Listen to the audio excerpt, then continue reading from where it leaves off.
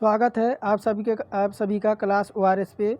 तो आज के टेस्ट में देखिए हमारा 75 क्वेश्चन जो होता है यह एक क्लास में कराना पॉसिबल नहीं है, इसलिए मैंने यह निश्चय किया है कि आपको दो सेट में मैं आपको 75 क्वेश्चन कराऊंगा। पहले सेट में आपको साइंस और रीजनिंग सॉल्व कराऊंगा और दूसरे सेट में आपको मैथ और जीके के क्वेश्चन मिलेंगे और उसमें आपके करंट अफेयर भी रहते हैं।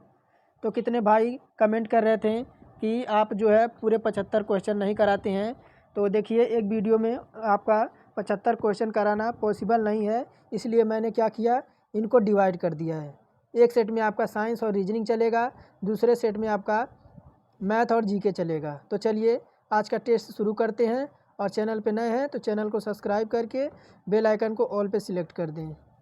तो चलिए, अगर आपके घर में कोई भाई बहन या आपका दोस्त तैयारी करता है आरआरबी एएलपी और टेक्नीशियन का और आरपीएफ का, तो ज़रूर उसे बताएं कि क्लास ORS पे आपको बेहतरीन तैयारी कराई जा रही है। और आज से मैंने आरपीएफ का भी है, आरपीएफ का प्रैक्टिस सेट शुरू कर दिया है, जिसमें मैं अरिहंत पब्लिकेशन सॉल्व करा रहा हूँ। और थोड़े दिन बाद आपको चक्षु प्रकाशन भी सॉल्व कराऊंगा। जैसे ही अरिहंत पब्लिकेशन आपका ख़त्म हो जाएगा, उसके बाद टाइम बचा तो आपको रुक्मणी प्रकाशन सॉल्व कराऊंगा। और आपको कमेंट में बताना है कि आपको कौन से प्रैक्टिस सेट में आपको अच्छा लगा और आगे कौन से प्रैक्टिस सेट चाहिए। तो चलिए आज का टेस्ट शुरू करते हैं। देखिए प्रैक्टिस सेट आपका 6 नंबर है। पहला क्वेश्चन क्या कह रहा है कि मल्टीटास्किंग प्रणाली विशेष रूप से किसे संदर्भित करती है। मल्टीटास्किंग प्रणाली विशेष रूप से किसे संदर्भित करती है। तो ऑप्शन है आपके एक से अधिक उपयोगकर्ता को, एक से अधिक प्रक्रिया को, एक से अधिक हार्डवेयर को या एक से अधिक आईपी पता को। तो ऑप्शन नंबर हमारा हो जाएगा किसका, तो पहले का हमारा हो जाएगा ऑप्शन नंबर बी, एक से अधिक प्रक्रिया को। देखिए आपका मल्टीटास्किंग प्रणाली में आशय किसी इलेक्ट्रॉनिक डिवाइस द्वारा एक समय में एक साथ कई कार्यों या प्रक्रियाओं के करने से होता है। तो ऑप्शन नंबर बी हमारा करेक्ट हो जाएगा। फिर देखिए दूसरा नंबर, उस क्रिया वैज्ञानिक का नाम क्या है जिसे वर्ष 2010 में परख नली निश्चेचन तकनीकी के आविष्कार हेतु चिकित्सा का नोबेल पुरस्कार प्रदान किया गया था। तो ऑप्शन है जेम्स वाटसन को, रॉबर्ट एडवर्ड्स को, लुइस ब्राउन को या जोशुआ लेडरबर्ग को। तो उस वैज्ञानिक का नाम क्या है जिसे आपका 2010 में परख नली निश्चेचन के लिए तकनीकी के आविष्कार हेतु चिकित्सा नोबेल पुरस्कार प्रदान किया गया था।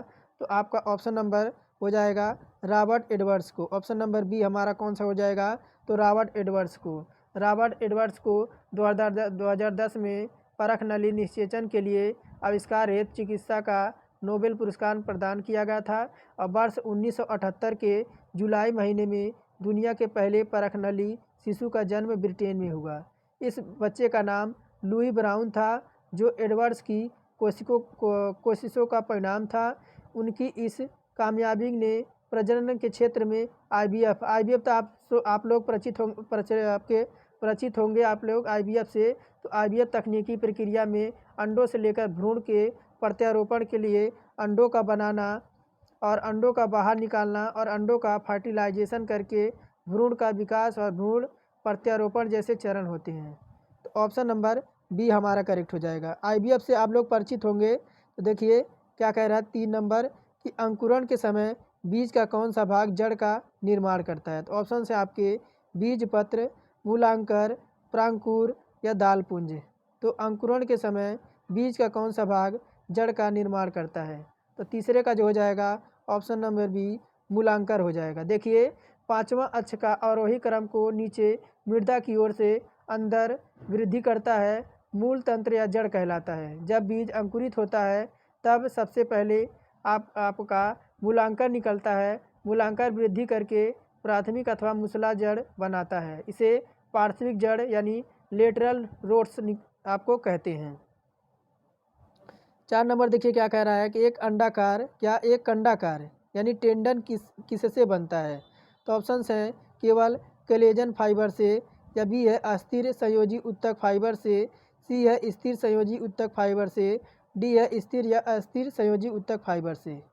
तो एक कंडारा आपका टेंडन किससे बनता है, तो चौथे का हो जाएगा ऑप्शन नंबर ए हमारा केवल कोलेजन फाइबर से। देखिए, मांसपेशियों के सिर को टेंडन अथवा कंडराय कहते हैं। यह मांसपेशियां हड्डियों के उपस्थितियों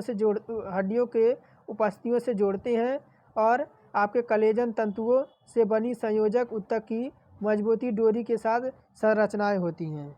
ऑप्शन नंबर 4 का हमारा ए करेक्ट हो जाएगा। 5वां नंबर देखिए क्या कह रहा है कि निम्न में से किन प्राणियों में पूरे शरीर में रक्त प्रवाह के प्रत्येक चक्र के दौरान रक्त केवल एक बार हृदय से होकर गुजरता है।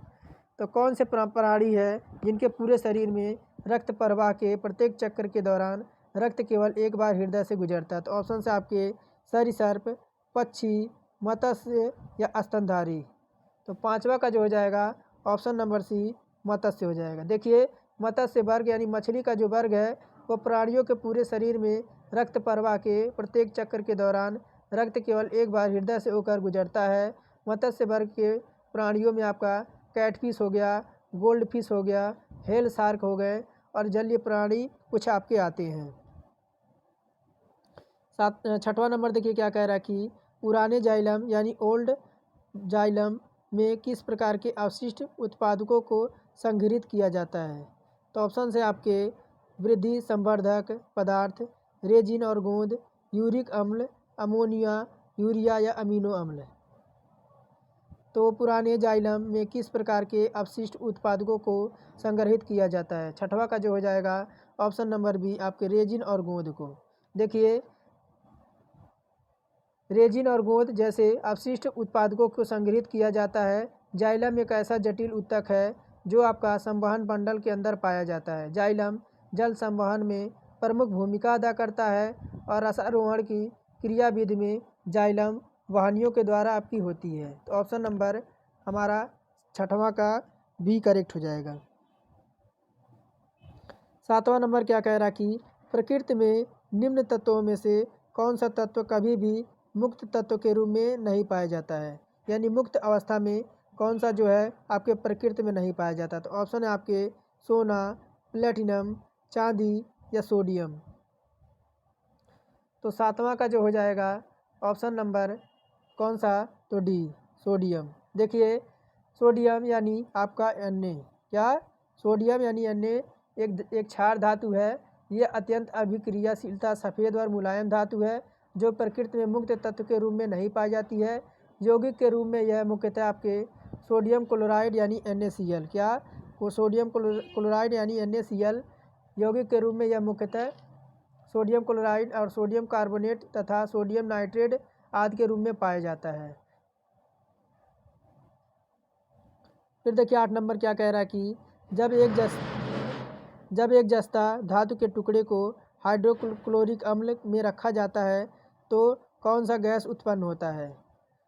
तो आपका ऑप्शन है नाइट्रोजन, हाइड्रोजन, कार्बन डाइऑक्साइड या ऑक्सीजन।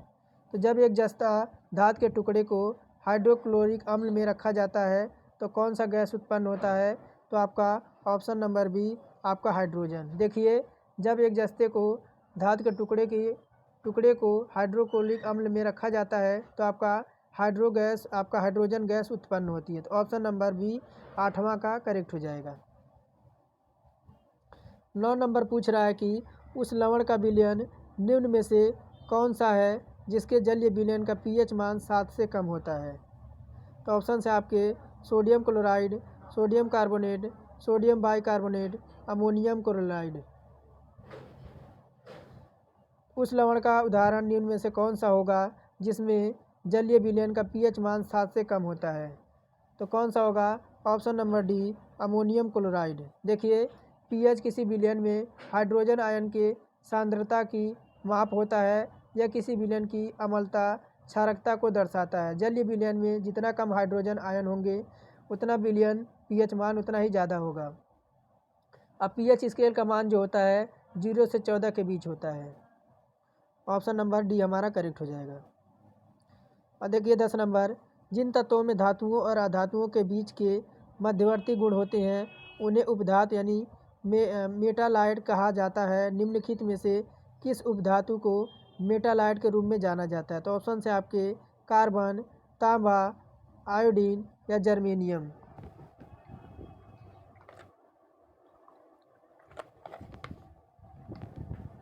तो 10वां का कौन सा हो जाएगा? तो आपका ऑप्शन नंबर डी हो जाएगा, जर्मेनियम। जर्मेनियम जिन तत्वों में धातुओं और अधातुओं के बीच मध्यवर्ती गुण पाए जाते हैं उनको उपधातु के रूप में जाना जाता है। जैसे आपका सिलिकॉन हो गया और जर्मेनियम हो गया, ऐसे तत्व उपधातु के रूप में आपके जाने जाते हैं। ऑप्शन नंबर डी 10वां का करेक्ट हो जाएगा।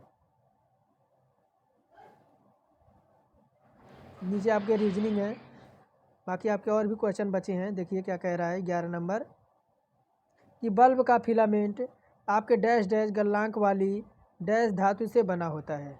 तो बल्ब का जो फिलामेंट होता है आपके उच्च, यहाँ पे आपका उच्च भरा जाएगा क्या? तो उच्च गलनांक और प्रबल, क्या? तो प्रबल धातु से बना होता है। ऑप्शन नंबर ए करेक्ट हो जाएगा।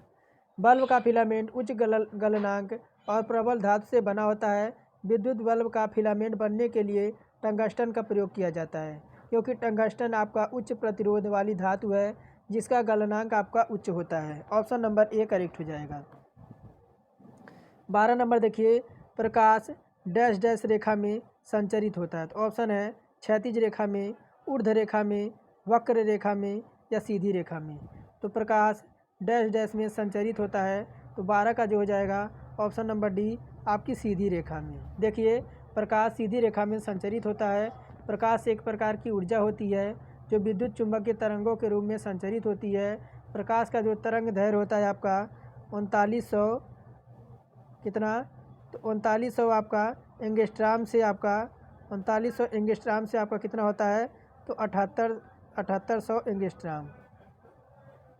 एंगस्ट्राम के बीच होता है। प्रकाश की चाल माध्यम के अपवर्तनांक यानी पर आपकी निर्भर करती है। ऑप्शन नंबर डी करेक्ट हो जाएगा।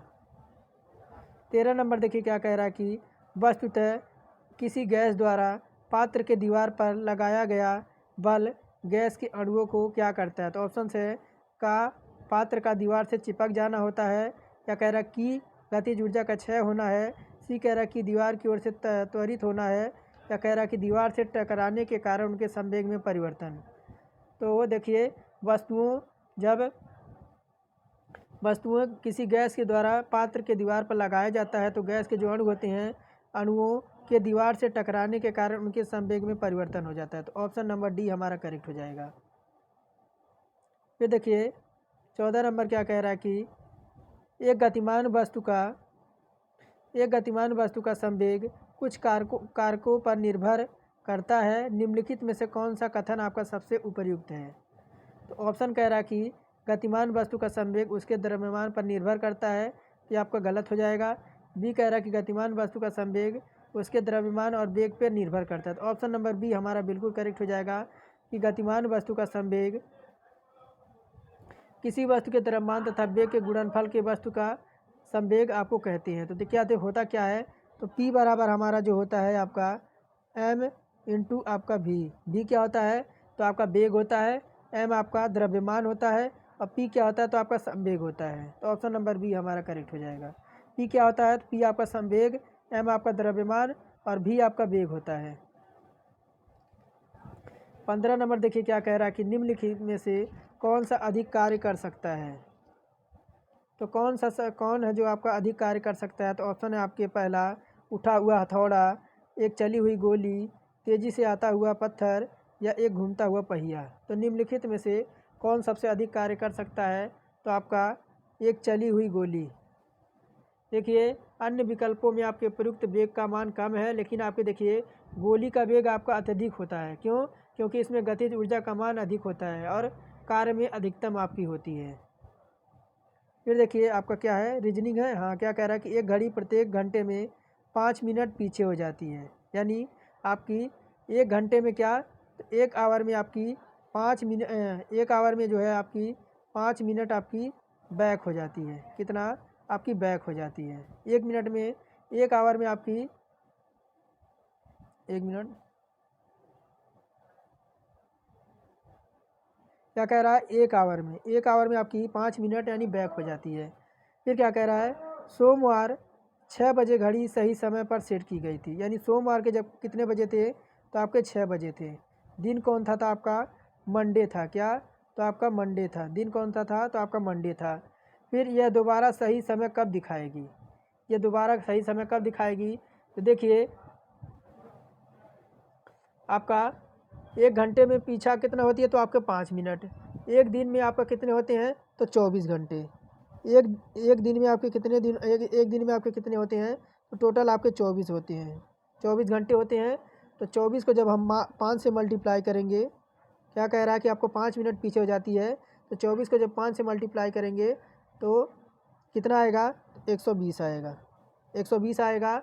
और आपका 120 का मतलब क्या हो गया, तो आपका टू यानी तो 2 घंटे हो गए, कितने, तो आपके 2 घंटे हो गए।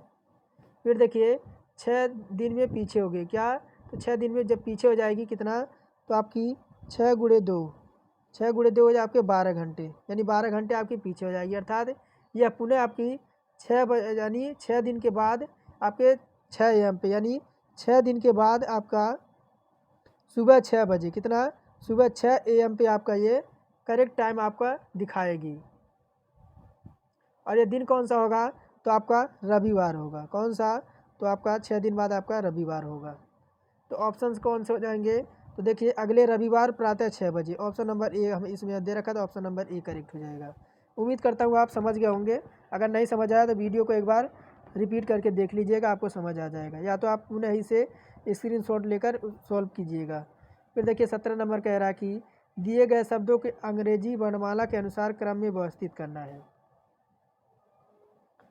तो देखिए आपका एम किस पे होता है, 13 पे होता है, आई हमारा 9 पे होता है, एल 12 पे, डी 4 पे। तो ये तो हमारा कन्फर्म है कि मिड बॉडरेट और क्या दे रखा है, सर्वर अप्रोफाउंड दे रखा है। तो इनको जब हम क्या करेंगे, तो देखिए इनको जब हम इस तरह से नंबरिंग कर देंगे तो हमारा जो आ जाएगा, पहले पे हमारा मिल्ड आएगा, क्या मिल्ड आएगा, उसके बाद मॉडरेट आएगा, उसके बाद आपका क्या आएगा, तो प्रोफाउंड आएगा, उसके बाद सर्वर आएगा। तो कौन सा हो जाएगा, ऑप्शन नंबर डी में दे रखा है, पहले ए आएगा, फिर बी, फिर डी, फिर सी। आप इनको नंबरिंग करिएगा तो आपको खुद ब खुद पता चल जाएगा कि आप कौन सा अंग्रेजी वर्णमाला के क्रम के अनुसार आपका व्यवस्थित है। फिर देखिए क्या कह रहा है, 4W यानी इतने को आप बाएं से 8वें पद के दाईं ओर 5वां आपका कौन सा होगा। यानी आपको 4 से अंत में आपको बी तक दे रखा है कि बाएं से 8वां कितना, तो बाएं से 8वां पद और दाएं की ओर से 5वां पद कौन सा होगा। तो देखिए बाएं से 8वां कौन हो जाएगा, 4, 1, 2, 3, 4, 5, 6, 7, 8 कौन सा हो गया, तो आपका ओ हो गया।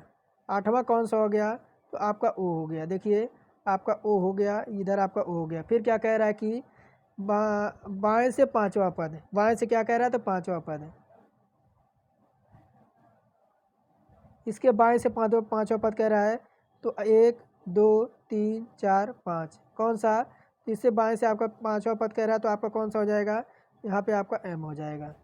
फिर क्या कह रहा है कि 5वां पद है, तो कौन सा है आपका, ऑप्शन नंबर डी, तो आपका एम है। ओ का, ओ के 5वें पद पे हमारा क्या है, तो आपका एम है, ऑप्शन नंबर डी करेक्ट हो जाएगा। फिर देखिए क्या कह रहा है कि 7 न्यायाधीश हैं, 7 न्यायाधीश हैं आपके ए, बी, सी, डी, ई, एफ और जी निर्णायक समिति के 7 सीटों पर एक पंक्ति में बैठे हैं। सी ए के बाईं ओर बैठा है, सी जो आपका है, देखिए क्या कह रहा है, सी ए के बाईं ओर बैठा है। मैं यहाँ बना देता हूँ आपके, देखिए ये 7 लोग हैं, 1, 2, 3, 4, 5, 6, 7 लोग हो गए, 1, 2, 3, 4, 5, 6, 7 लोग हो गए। क्या कह रहा है, सी ए के बाईं ओर बैठा है, निकटतम सीट पर बैठा है। टी बी के दाईं ओर निकटतम सीट पर बैठा है, एफ के बाईं ओर बैठा है, निकटतम सीट पर बैठा है। बाईं के पंक्ति के बाईं ओर की अंतिम सीट पर आपका ई बैठा है। यह बता रहा है पंक्ति के बाईं ओर अंतिम सीट पे आपका ई बैठा है। यहाँ पे आपका कौन बैठा है, तो आपका ई बैठा है, ये आपका ई बैठ गया, ठीक है। फिर सी जी के दाईं ओर बैठा है, कौन, सी जो है आपका, देखिए सी को यहाँ बैठा दें तो आपका जी के दाईं ओर हो जाएगा, किसके, तो आपके जी के दाईं ओर हो जाएगा, अरे जी, ये आपका जी हो गया, जी के दाईं ओर हो जाएगा। एवं डी के बाईं ओर बैठा है, किसके, तो डी के बाईं ओर बैठा है, ठीक है, डी के बाईं ओर बैठा है। फिर और बाईं ओर से पाँचवें स्थान पर कौन बैठा है, क्या पूछ रहा है, बाईं ओर से पाँचवें स्थान पर कौन बैठा है। यहाँ देखिए सी आपका देखिए कहाँ है, यहाँ देखिए आपका शुरू में क्या कह रहा है, सी ए के बाईं ओर बैठा है, यानी ए आपका यहाँ हो जाएगा, तभी तो इसका बायां हो जाएगा। बाईं ओर निकटतम सीट पे आपका डी बी के दाईं ओर बैठा है, यानी बी जो आपका हो जाएगा वह डी के दाईं ओर बैठा है। फिर आपका अंतिम में कौन बचा, तो आपका एफ बच गया, एफ बच गया। यानी पूछ रहा है बाईं ओर से पाँचवें स्थान पर कौन बैठा है, बाईं ओर से बताइए पाँचवें स्थान पर आपका कौन बैठा है। तो आपका देखिए 1 2 3 4 5 बी बैठा कि नहीं बैठा, ऑप्शन नंबर बी करेक्ट हो जाएगा। फिर देखिए कह रहा है दिए गए प्रश्न को पढ़ें और निर्णय करें कि नीचे दिए गए कथनों में कौन सा कथन प्रश्न का उत्तर देने के लिए पर्याप्त है। तो देखिए क्या कह रहा है कि प्रश्न है आपका, क्या कह रहा है कि डी सी एल एक पंक्ति में खड़े हैं, बीच में कौन खड़ा है, डी सी एल यानी आपका कौन है।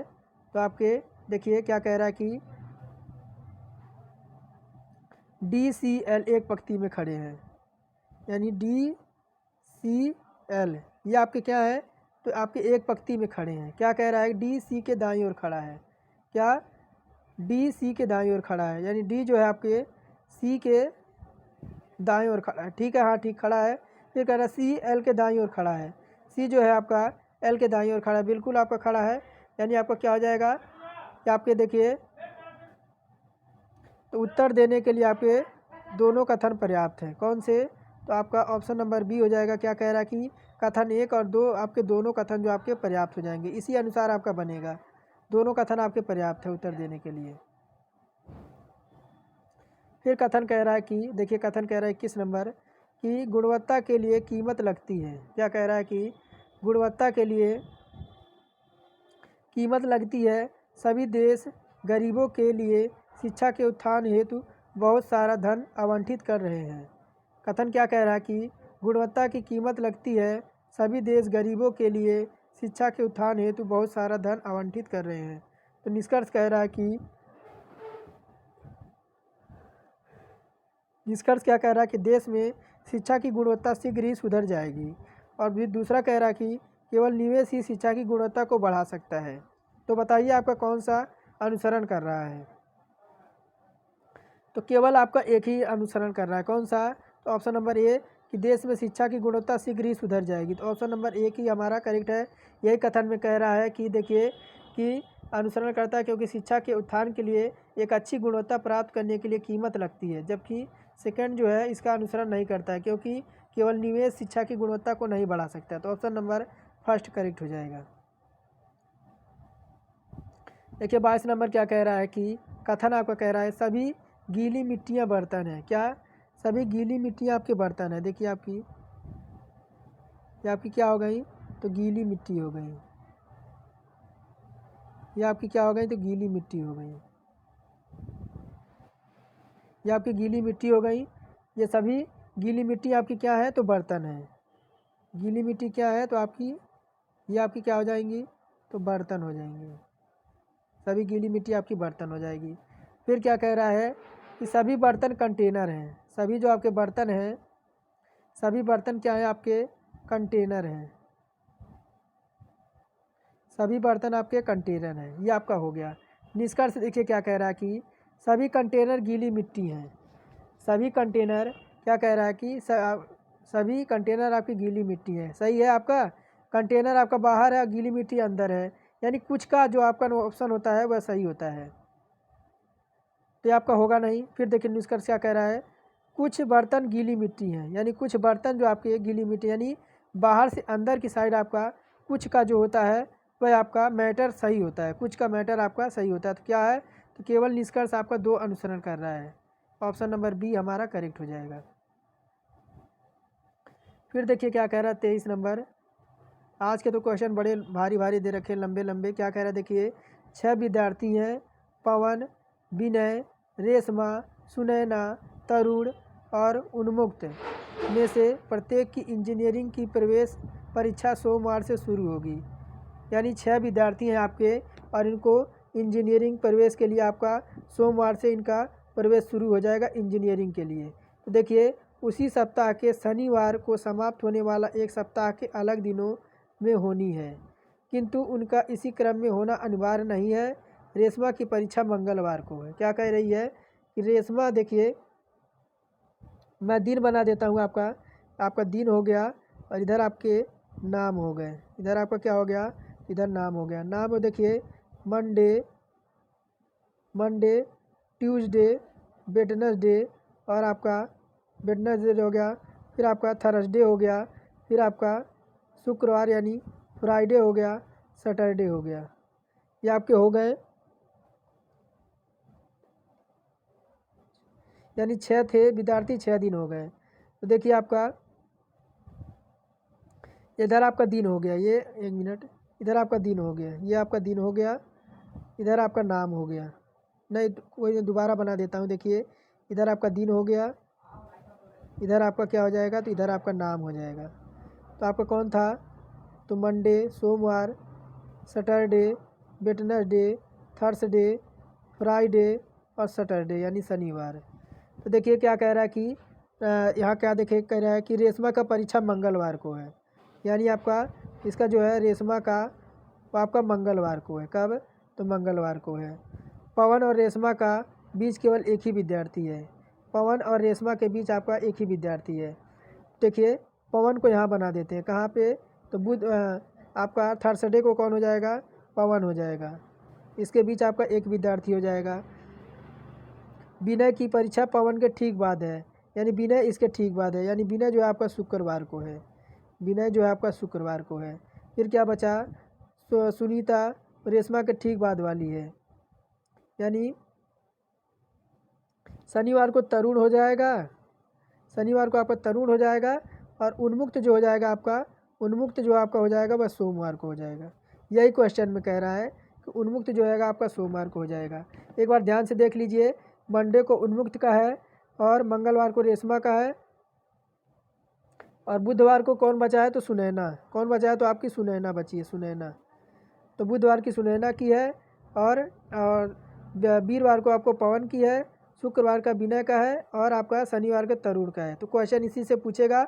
आप इस पर एक बार देख लीजिए क्या कह रहा है कि रेशमा के ठीक पहले वाले दिन तरुण की परीक्षा किस दिन है, यानी तरुण की परीक्षा आपकी किस दिन है।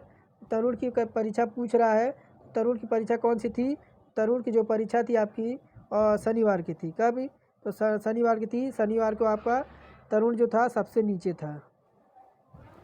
फिर देखिए क्या कह रहा है कि दी गई आकृति वृत्त पुरुष को, यानी देखिए यहाँ पे कह रहा है कि वृत्त आपको पुरुष को दर्शा रही है। यहाँ पे आपको दे रखा है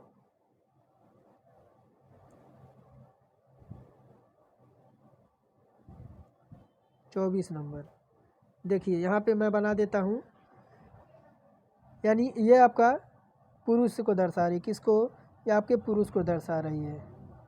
और वृत्त आपके किसको, त्रिभुज आपको इंजीनियर को, किसको, तो इंजीनियर को,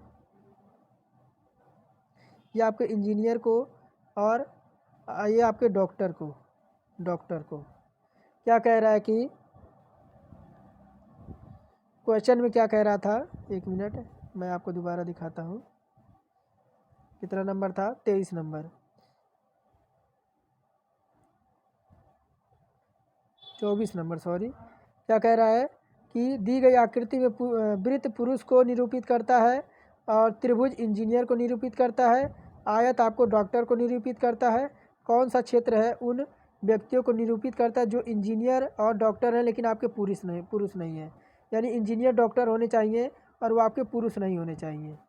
इंजीनियर डॉक्टर होने चाहिए लेकिन वो आपके पुरुष नहीं होने चाहिए। तो इंजीनियर डॉक्टर होना चाहिए लेकिन पुरुष आपके क्या, तो पुरुष आपके नहीं होने चाहिए। तो देखिए आपका ये तो आपका इंजीनियर हो गया, ये आपका क्या हो गया, ये आपका इंजीनियर हो गया, ये आपका इंजीनियर हो गया।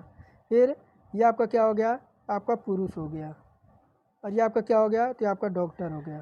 तो कौन से आपके इंजीनियर हैं, पुरुष हैं, लेकिन इंजीनियर हैं और डॉक्टर हैं लेकिन आपके पुरुष नहीं हैं।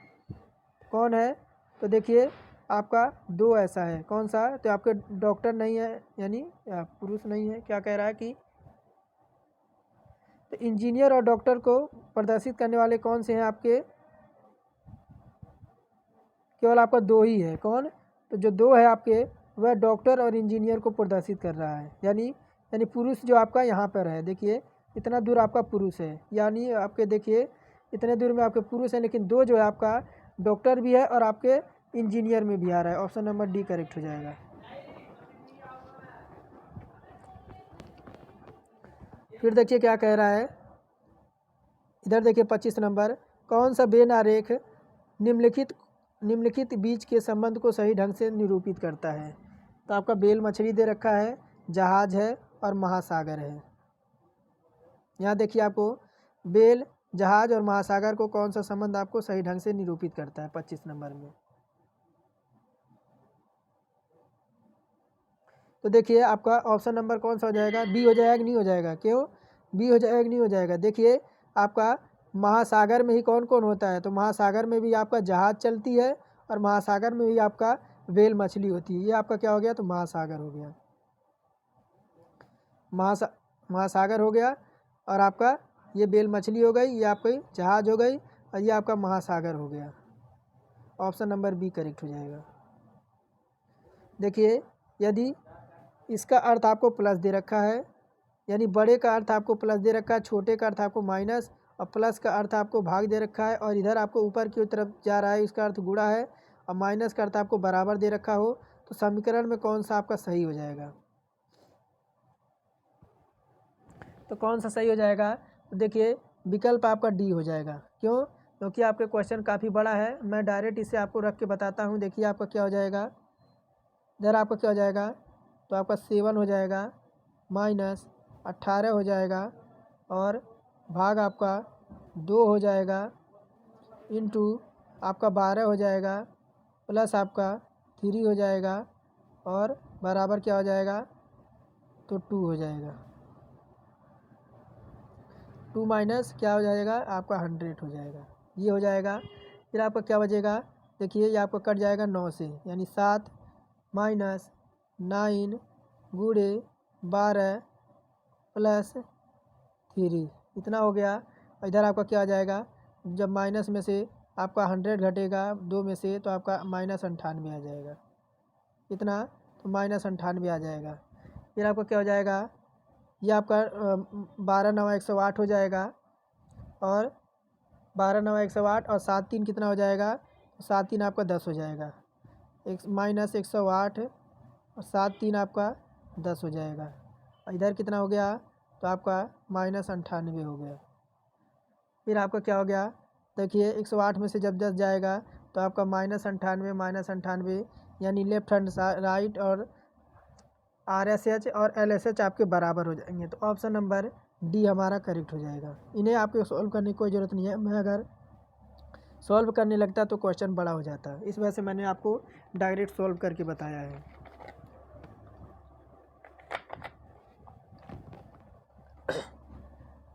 फिर देखिए 27 नंबर क्या कह रहा है कि एस परसेंटेज का अर्थ जो दे रखा है आपका XY की बेटी है। एट दैट का मतलब दे रखा है कि आपका XY की पत्नी है। डॉलर का अर्थ दे रखा है आपका XY का भाई है, और एंड का मतलब दे रखा है कि XY का पिता है। तो आपको जानकारी के अनुसार KH का ससुर है, कौन सा है जो आपका KH ससुर को इंगित कर रहा है? तो देखिए आपका ऐसे मैं बनाता हूँ, 1 मिनट। देखिए आपका ये देखिए क्या कह रहा है कि KH का ससुर है। क्या KH का ससुर है, कौन सा इंगित कर रहा है? देखिए आपका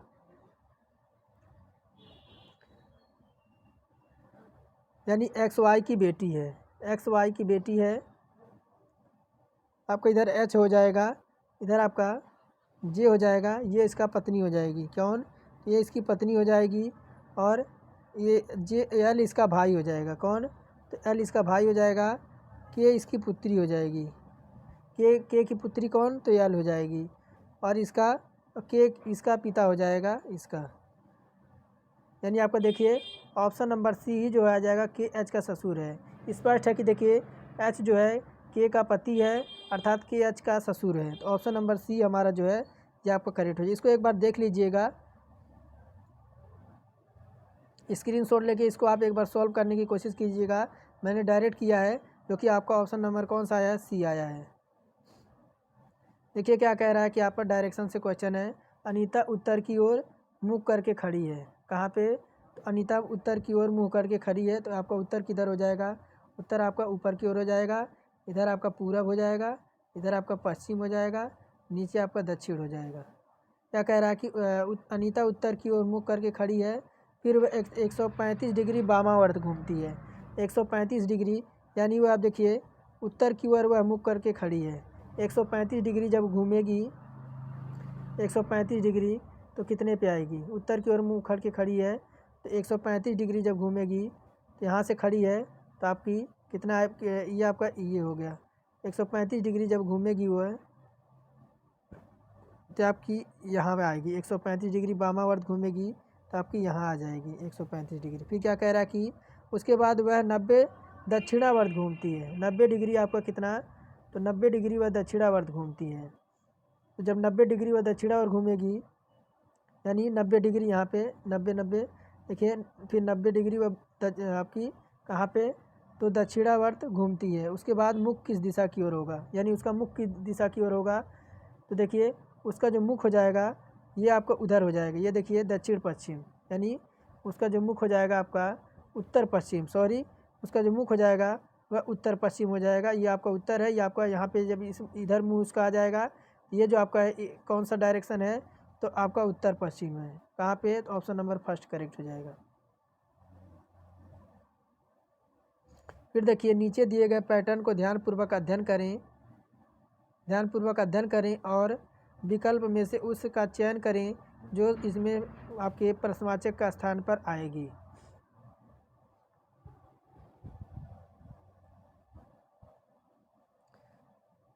तो देखिए 18 और 17 कितना होता है? 18 और 17 कितना होता है? तो आपका 8 7 15, 15 के 5 हासिल 1, आपका 35 हो गया। 16 19 कितना होता है? तो 16 19 आपका 35 हो गया। तो 35 35 आपका हो गया। फिर देखिए 25 18 कितना होता है? 25 18 तो 25 18 इसको लेते हैं पहले। 31 और 7 कितना हो गया? तो 31 7 आपका 38 हो गया। कितना?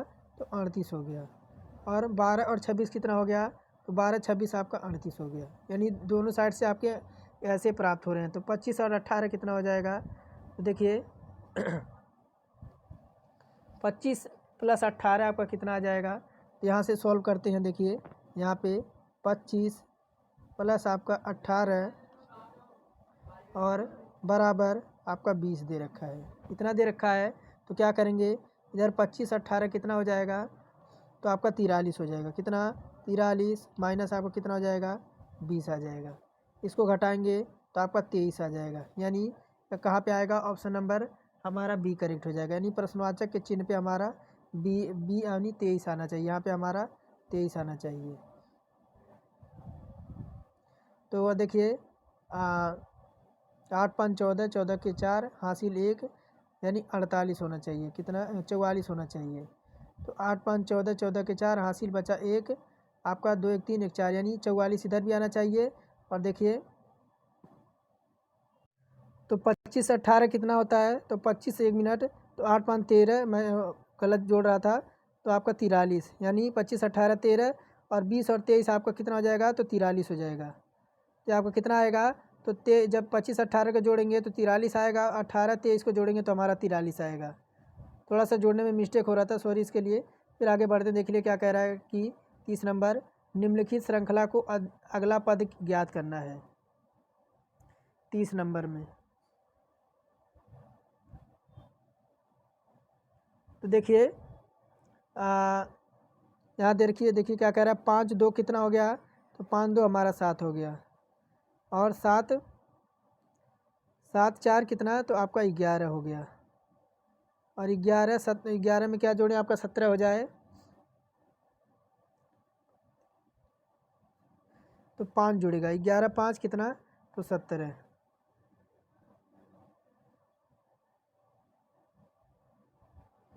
या एक और तरीका इसमें टेक्निक लगाते हैं। देखिए कौन सा? तो देखिए आपका 5 2 इधर से जो देखिए 5 2 आपका कितना हो गया, तो 7 हो गया। फिर आपका 7 4 कितना हो गया, तो आपको 11 हो गया। 7 4 कितना हो गया, तो आपका 4 आ गया। 7 4 11 हो गया। उसके बाद देखिए 11 और आपका कितना आ गया, 11 17, तो आपका 6 गया। उसी प्रकार फिर आएगा क्या, तो +8 आना चाहिए। कितना, तो +8 आना चाहिए। 17 में जब +8 जोड़ेंगे तो हमारा 25 आना चाहिए। 25 आपका यहाँ भी है, यहाँ भी है, यहाँ भी है। उसके बाद क्या देखिए आपका क्या दे रखा है, आई 9 पे, जे 10 पे और L 12 पे, O 15 पे, यानी +1 +2 +3 +4 आएगा इस बार। O में +4 जोड़ेंगे तो आपका क्या आ जाएगा, 19। 19 पे क्या होता है, तो हमारा S होता है। 25 S आ जाएगा। ऑप्शन नंबर डी हमारा करेक्ट हो जाएगा। फिर देखिए आज का लास्ट क्वेश्चन होगा, या फिर आपको बाकी के क्वेश्चन आपको अगले प्रैक्टिस सेट में कराएंगे। देखिए क्या कह रहा है कि दिए गए विकल्प में से कौन सा संख्या निम्नलिखित श्रेणी से संबंधित नहीं है।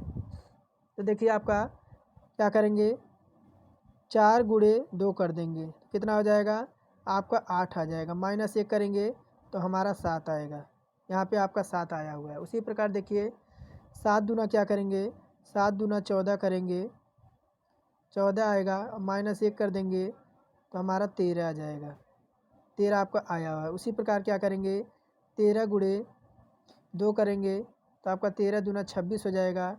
-1 करेंगे तो आपका 25 आना चाहिए। कितना, तो 25 आना चाहिए। तो कौन सा हमारा जो है संबंधित नहीं है, तो आपका 13 जो है कौन सा, 26 सॉरी, तो आपका 26 जो है आपका संबंधित नहीं है। ऑप्शन नंबर सी करेक्ट हो जाएगा।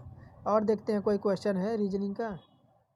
देखिए अभी है, क्या कह रहा है कि नीचे 4 पक्षियों के नाम दिए गए हैं, इनमें से 3 किसी एक प्रकार से संबंधित हैं, एक भिन्न है, भिन्न का चयन करें। यानी गिद्ध दे रखा है, पेंगुइन दे रखा है, ईमू दे रखा है और शुतुरमुर्ग दे रखा है। तो कौन सा आपका भिन्न हो जाएगा, बताइए 35 नंबर में।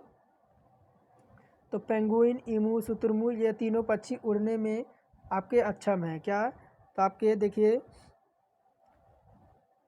गिद्ध, देखिए गिद्ध आपका उड़ जाता है। गिद्ध जो आपका है वो लंबी उड़ान आपका आसमान में लगाता है, लेकिन पेंगुइन, ईमू, शुतुरमुर्ग ये आपके उड़ने वाले पक्षी नहीं हैं। तो ऑप्शन नंबर ए जो आपका हो जाएगा, तो आपका भिन्न हो जाएगा। फिर देखिए क्या कह रहा है 33 नंबर, किसी निश्चित कूट भाषा में बस को क्या लिखा है, तो ACTBRT लिखा है। उसी में कैट को क्या लिखा है, इतना लिखा है। उसी कूट भाषा में पुट को किस प्रकार लिखा जाएगा। देखिए क्या लिखा है, तो आपका बी दे रखा है। क्या, तो बी दे रखा है, यानी बी आपका दे रखा है बी। तो बी से क्या बना, बी से 1 माइनस करेंगे ए आएगा, बी से 1 प्लस करेंगे तो क्या आएगा, तो सी आएगा। इस प्रकार आपका चल रहा है, ठीक है। उसी प्रकार यू आपका दे रखा था, क्या, यू से 1 माइनस करेंगे तो हमारा क्या आएगा, यू 21 पे होता है, 1 माइनस करेंगे टी आएगा। यू हमारा 21 पे होता है, 1 प्लस करेंगे तो आपका भी आएगा। फिर उसी प्रकार आपको देखिए हम पी से पी को सॉल्व करेंगे। पी पे देखिए पी हमारा आता है 16 पे, 16 से 1 माइनस करेंगे तो हमारा क्या आएगा, तो हमारा ओ आएगा। फिर पी 16 पे होता है, 1 प्लस करेंगे तो हमारा क्यू आएगा। तो अब देखिए क्यों आएगा, ओ क्यों किस में है, आपको किसी में नहीं है, सी में ही दिख रहा है, तो ओ क्यों हमारा करेक्ट हो जाएगा। आप समझ गए होंगे। मैं देखिए आपको यूँ भी सोल्व करके बताता हूँ। यू में 1 माइनस करेंगे तो आपका टी आएगा, और यू में 1 प्लस करेंगे तो आपका क्या आएगा, तो आपका भी आएगा। क्या आएगा, तो टी भी, हाँ ठीक है। और आपका देखिए क्या दे रखा है, टी में 1 माइनस करेंगे तो ऐसा आएगा, टी में 1 प्लस करेंगे तो आपका यू आएगा। तो यही हमारा चल रहा है, ऑप्शन नंबर सी करेक्ट हो जाएगा। देखिए आज चलिए यहाँ तक 34 तक कर लेते हैं, फिर सेकंड पार्ट में इसको करेंगे। एज का मतलब आपका 35 दे रखा है, एजेड को 91, तो केयर का आपसे पूछ रहा है। तो देखिए ये आपका 1 का स्क्वायर 1, सी का स्क्वायर आपका 3 और 5 का स्क्वायर 25। देखिए 1 का स्क्वायर 1, सी का स्क्वायर आपका यानी 3 का स्क्वायर क्या, तो 3 का स्क्वायर 9, सी हमारा 3 पे होता है, ई हमारा 5 पे होता है, 5 का स्क्वायर करेंगे तो क्या आ जाएगा 25, 25 से 26 और 9 जोड़ेंगे कितना आ जाएगा तो 35 आ जाएगा। कितना तो 35 आ जाएगा। उसी प्रकार देखिए ये दे रखा एक का स्क्वायर 1 और जी हमारा किस पे होता है 7, 7 का स्क्वायर करेंगे तो 14 और फिर देखिए ई हमारा 5 पे होता है, 5 का स्क्वायर करेंगे 25 और डी हमारा 4 पे होता है, 4 का स्क्वायर करेंगे तो 16। जब इनको जोड़ देंगे तो क्या हमारा आ जाएगा तो 91 आ जाएगा। उसी प्रकार क्या देखिए केयर दे रखा है, सी हमारा 1 पे, सी हमारा किस पे होता है तो 3 पे होता है, सी हमारा किस पे होता है 3, 3 का स्क्वायर करेंगे तो 9 आएगा और ये हमारा 1 पे होता है, इसका स्क्वायर 1 आएगा। फिर देखिए आपका क्या है आर दे रखा, आर हमारा 18, 18 का स्क्वायर कितना हो जाएगा तो, और 18 का स्क्वायर कितना हो जाएगा तो 18 का स्क्वायर आपका जो हो जाएगा 1 मिनट, 18 का स्क्वायर जो आपका हो जाएगा वो 324 हो जाएगा। फिर आपका क्या बचा तो ई बचा है, ई हमारा किस पे होता है तो 5 पे, 5 का स्क्वायर करेंगे तो 25 आ जाएगा। इसको जोड़ेंगे तो कितना आ जाएगा 359 आ जाएगा। कितना 359 आ जाएगा। ऑप्शन 359 है किस में तो आपका ऑप्शन नंबर फर्स्ट में है। किस में देखिए क्या करेंगे आपको नंबरिंग करेंगे, ए 1 पे 1 का स्क्वायर, सी 3 पे होता है 3 का स्क्वायर, ई 5 पे होता है 5 का स्क्वायर। जब इन्हें जोड़ देंगे तो हमारा 35 प्राप्त हो जाएगा। तो आपको समझ आ गया होगा कि आपका कैसे आया ये अंक। तो चलिए आज का टेस्ट यहीं समाप्त करते हैं। अगर क्लास पसंद आई हो तो प्लीज़ एक लाइक ज़रूर कर दें और कमेंट बॉक्स में अगर कोई सुझाव देना है तो ज़रूर हमें बताएं कि इस क्लास से रिलेटेड मैं और आपको क्या सुधार दे सकता हूं। तो चलिए आज का टेस्ट यहीं समाप्त करते हैं। धन्यवाद। आप सभी का दिन शुभ हो।